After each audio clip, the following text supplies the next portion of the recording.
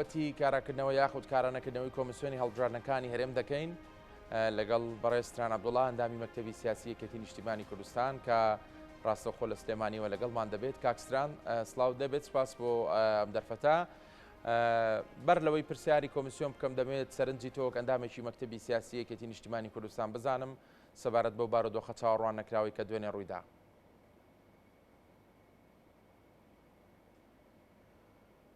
بەڵێ سڵاوم هەیە بۆ ئێوە بۆ بینەرانیش. ڕاستیەکەی ئەوەی کە دوێن لە پەرلەمان ڕوویدا چاوەڕانکراو بوو، هەروەها چاوەڕان نەکراویش بوو. چاوەڕانکراو بوو لەبەرەوەی بەداخەوە هەموو جارە برادانی پارتی فراکسیۆنەکەی بە تایبەتی بەو ئاراستەیە ئیشەکەن کە حەزیان لێ پەرلەمان ببێتە پەرلەمانی زۆینە و کەمینە بێڕە چاوکردنی سازای نیشتیمانی لە مەسەلە گرنگەکانی وەک کە گرنگترین مەسەلە بۆ سازای نیشتیمانی بۆ ئەو بابەتانی کە ڕەهەندی نیشتیمانیان هەیە بابەتی هەڵبژاردنە و دوێنە ئێمە دیمەنێکمان بینی لە کۆبنەوەی پەرلەمانی کوردستانە کە هەموو ئەو تێبینیانەی یەکێتی نیشتیمانی کوردستان و هێزە سیاسەکانی تری کوردستان هەیان بوو لەسەر بابەتەکانی هەڵبژاردن، بابەتی کۆمیسیۆن، بابەتی یاسای تازی هەڵبژاردن، بابەتی پێکهاتەکان هەر هەمووی بە جوانترین شێوە بەرجەستە بوو. ئێمە لە زۆر تێبینمان هەیە لەسەر کۆتایی پێکهاتەکان کە بەم شێوەیە هەمیشە لە قازاجی پارتیە بێ. دوێنێ ئەومان بە چای خۆمان بینی کە کەمینەکان لە سکرتێری پەرلەمانەوە تا پەرلەمانتارەکانی کە بڵێن لە پێکهاتەکان و پێمان وایە بە قازاجی پارتی کارەکەون دەنگەدەن ئەومان بە چای خۆمان بینی و ئەوەی کە پارتی حەزی لێ زۆینەیە کە ئێمە چەندی جار تێبینمان لەسەری هەبووە بسەپێنێ بەسەر سازای نیشتیمانیە دیشمان ئەوشمان بینی و پاشخۆگرتن و فێڵکردن لە ڕێکەوتنەکانی بۆ ئاشتی کوردستان و هەروەها بۆ هەڵبژاردنی داهاتی کوردستان پێویستن ئەوەشمان دیسانەوە بە چای خۆمان بینی. ئێمە وەکو یەکێتی نیشتیمانی کوردستان ئەمانە بەنسبەت ئێمە تازە نییە، بەڵام دائیمەن پێمان وایە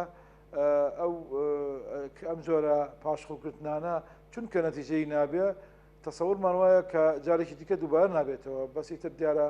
برادرین پارتی کەیفیان پێدێ و خۆیان پێوە گرتووە. بەڵێ کاک ستران هەر لە سۆنگەی قسەکانی تۆ ینی دەمێ بچمە سەر بابەتیەوەی کە پێکاتەکان ئەگەرچی جێگەی مشتۆمڕ و باسی زۆرن و ماوەیەکی زۆرە خاڵی ناکۆچی نێوان لایەنەکان بە تایبەت خودی کێتی و پارتی مەسەلەی پێگاتەکانە، بەڵام دوێنێ جارێکی ترەوە جەختی لێکرایەوە کە بەڕاستی پێگاتەکان لەژێر سێبەری پارتی دموکراتی کوردستانە سیاسە دەکەنەوە بە پێی تەوجی ئەوان ئەگەر بەو شێوەی بکە پەرلەمانتاران باسیەکەن و دەڵێن خودی ئەو پشێوی کە دوێنێ دروست بووە سکرتێری پەرلەمان هۆکار بۆ ئەمانی پێم بڵێ ئیتر ئومێدێگەیە بۆ یانێوە لە گفتوگۆکانتانە لە نیقاشەکانتانە لەگەڵ پارتی دموکراتی کوردستان هەست دەکەن هێشتا دەرفەتێک ماوە بۆی لەسەر مەسەلەی پێگاتەکان ڕێک بکەون؟ بەڵێ خۆی لە سەر کۆی مەسەلەکان بە مەوزوعی پێکهاتەکانیشەوە هەمیشە بێ ینی ئومێدمان هەبێت، چونکە مادام خەبات دەکەین ئومێد هەیە و مادام ینی هەوڵەکان بەردەوام دەبن ئومێد هەیە بۆ چارەسەر. وەکو یەکێتی نیشتیمانی کوردستان ئێمە لە ماوەی ڕابردووە بۆ ئەوەی ئاشتی و بۆ ئەوەی کێشەکان چارەسەر بکرێ هەمیشە تاکیدمان لەسەرەوە کردووە ئێمە ئامادەین بەیەک پاکێج کێشەکان حەڵکەین و لە هەمان کاتە ئامادەین بە دۆسێ چاسەی لەسەر بکەن. دۆسەی حکومەت و بە گفتوگۆی نێوان سەرۆکی حکومەت و جێگیری سەرۆکی حکومەت هەنگاوی باشی پێوەنا هەر دوێنە لە دیمەنی ناخۆشی کۆبنەکەی پەرلەمان بە تەنی شێوە کۆبنەوەیەکی تر کرا کە ئەو ڕێکەوتنە یان ئەو نەی بۆ حکومەت لە مەسەلەی دارایی و لە مەسەلەی یەخستنی دارایی و بە سیادەکردنی مەسەلەی موچە و هەموو ئەو یاسایی کە لە کەشی نێوان کۆبنەوەی ئەنجومەنی وەزیرانە هاتۆتە کایەوە جێبەجێ کراوە چۆ سەر ڕێچکەی خۆی. ئێمە ئەو مەلەفی حکومەت کە ئەچێتە پێشەوە زۆرمان پێخۆشە تێکەڵی ناکەین لەگەڵ مەلەفی هەڵبژاردنی داهاتوی کوردستان و مەلەفی ئاڵۆزی پەرلەمان و مەلەفی ئەوەی کە پێویستە بابەتی پێکهاتەکان چارەسەر بکرێ تێکەڵی ناکەین و مەلەفی زۆر دیکەش هەیە کە پێمان وایە وەکو یەکێتی لەگەڵ پارتی پێویستە چارەسەر بکەین تێکەڵی ناکەین بۆیە ئێمە ینی دڵخۆشین بە بەوەی کە لە بابەتی حکوومەتە پێشکەوتن هەیە و هەوڵەکانی خۆمان لە مەسلەی پەرلەمانیش درێژە پێدەین ئێمە وا سەیری و مۆزوعا دەکەین کە سەرۆکی پەرلەمان کە کۆبنەوەی پەرلەمانی کوردستانی بە گوێرەی سەلاحەتەکانی خۆی کە لە پەیڕەوی پەرلەمان داهاتووە یەکلایی کردەوە و کۆبنەکەی داخست ئێمە ئەو کانیتری بە ینی بەڕاستی و بەڕەوایی وەرناگرین وەوە لەگەڵ تەعاملەکەی کە تەنیا ئالۆزی لە کوردستان دروست دەکا نەوەکو چارەسەر دەیبینین و هەروە نەوەکو هەڕەشەش دەیبینین چونکە ئەمە دیمەنێکی ناشرین بە پەرلەمانی کوردستاندا و دیمەنێکی ناشرین بە سیاسەکانی پارتیەدا فراکسیۆنی پارتیەدا لە بابەتی چارەسەری کێشەکانە پاشخۆڵگرتن و هەوڵی ئەوەی کە ینی قۆڵی یەکتری با بدەین سیاسێکی نادروستە و ناتوانێت ڕێکەوتن بێنێتە کایەوە و ئێمە وەکو دیمەنێک لە دیمەنەکانی مێژووی پەرلەمانی کوردستان کە یەکێتی نیشتیمانیەکان هەوڵەدا پەرلەمانێکی گەل بێت و بەداخەوە برادانی پارتی بەناوی زۆرینە و کەمینەوە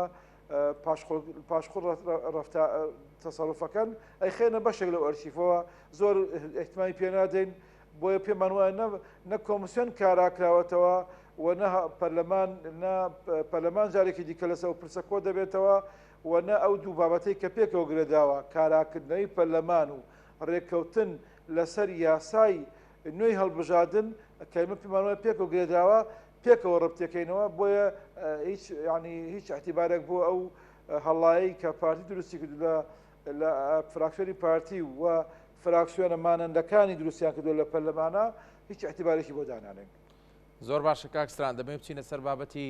سەرەکی مەسەلەی کاراکردنەوەی کۆمیسیۆنی هەڵبژاردنەکان لە هەرێم پارتی دموکراتی کوردستان دەڵێت کە ئێمە بە ڕێگەی یاسایی و لە ڕێگەی جێگیری سەرۆکی پەرلەمان و سکرتێرەکەی توانیمانم بابەتە بخۆینە دەنگدانەوە دەنگی پێویستێناوە یەکێتی نیشتیمانی کوردستانی دەڵێت کە سەرۆکی پەرلەمان دانیشتەکەی کۆتایی پێناوم بڕیارە هیچ بەهایەکی یاسایی نییە دەمەوێت تۆشیکردنەوەیکرد لەسەرم بابەتە بۆ بکەی هەر لە ڕاستیە کۆمیسیۆنی هەڵبژاردنەکان کاراکراوەتەوە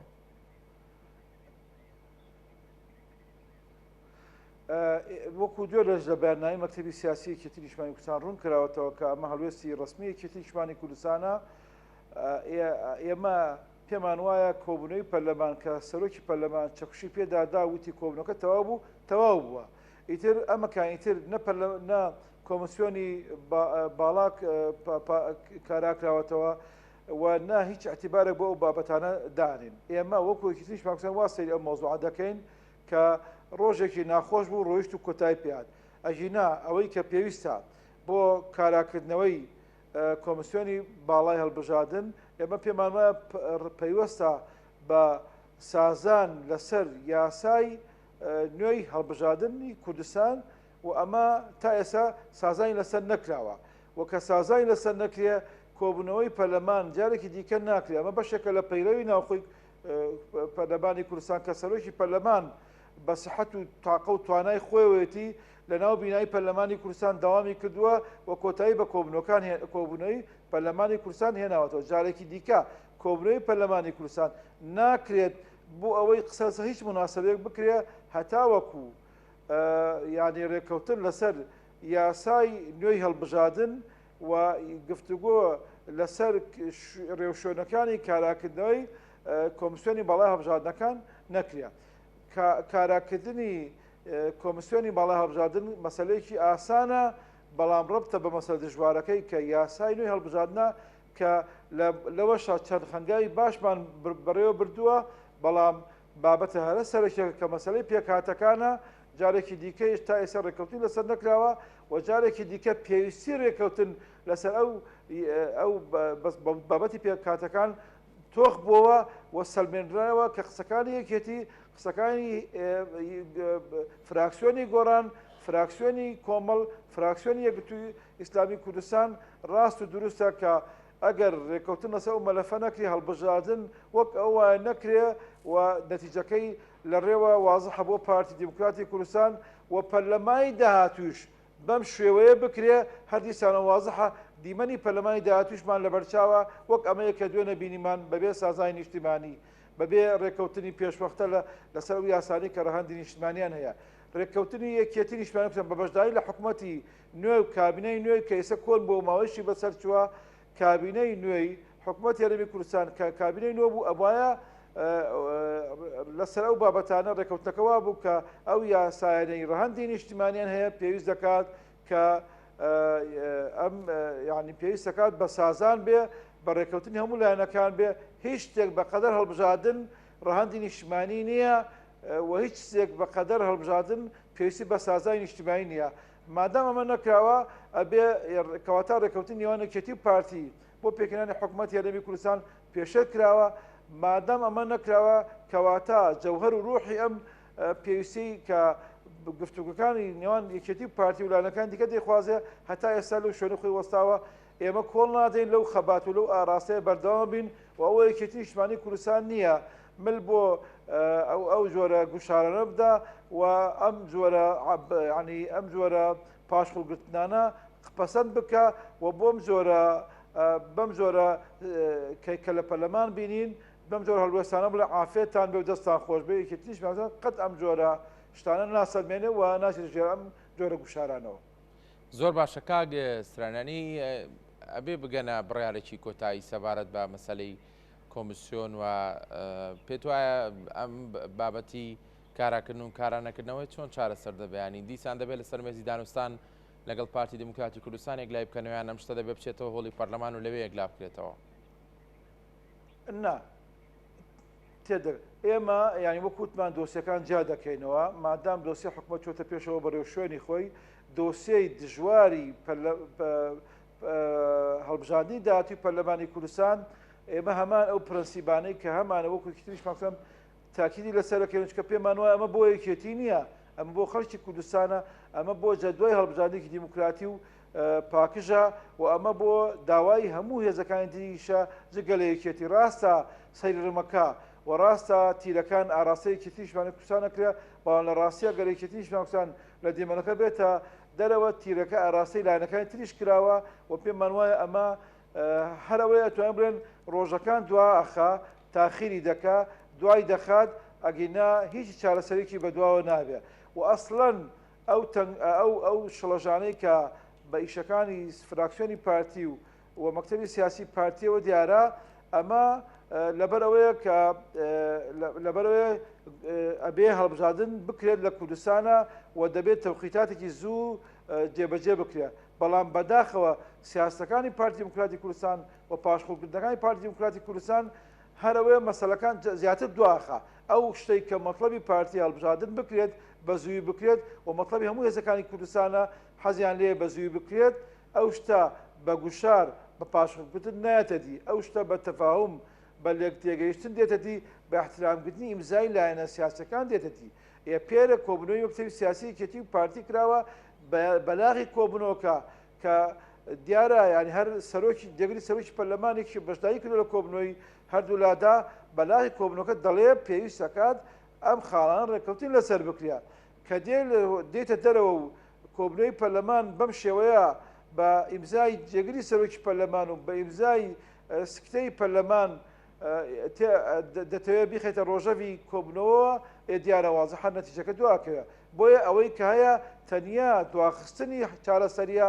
ئەگینا چارەسەر هەرەوەیە کە یەکێتی شتوەکسان داوای دەکا چارەسەر هەیەوەیە کە پێویست دەکات لەسەری ڕێک بکەوین اینجا دەنگی لەسەر بەدێ بچێتە ناو کۆبنەکانی پەرلەمانەوە. زۆر باشەکەواتە کاک ستران بە کورتی ینی لەو بارودۆخەی کە تۆ باسی دەکەی لەو هەموو کێشە و گرفتەی کە پێویستە چارەسەر بکرێن پێشبینی دەکەی لە وادەی خۆیدا هەڵبژاردن ئەنجام بدرێت. ئەمە پرسیارێکە لە ڕووی مەبدەوی یەکێتیش بەڵێ ئەڵێ ئەمڕۆ نیو سەعایتر 10 دقەیتر ئامادەی هەڵبژاردننی کوردستانین بەڵام بۆ ناکرێ بۆ دوا دەکرێ بۆ تەنگژەی بۆ دروست دەکرێ ئەوە بەڕاستی پرسیارەکە بێ ڕوبەڕووی برادانی پارتی دموکراتی کوردستانی بکەینەوە. زۆر سپاس بۆ بەڕێستران عەبدوڵڵا ئەندامی مەکتەبی سیاسی یەکێتی نیشتیمانی کوردستان کە ڕاستەخۆ لە سلێمانی و لەگەڵمان سپاس بۆ وەڵامی پرسیارەکانیەوە.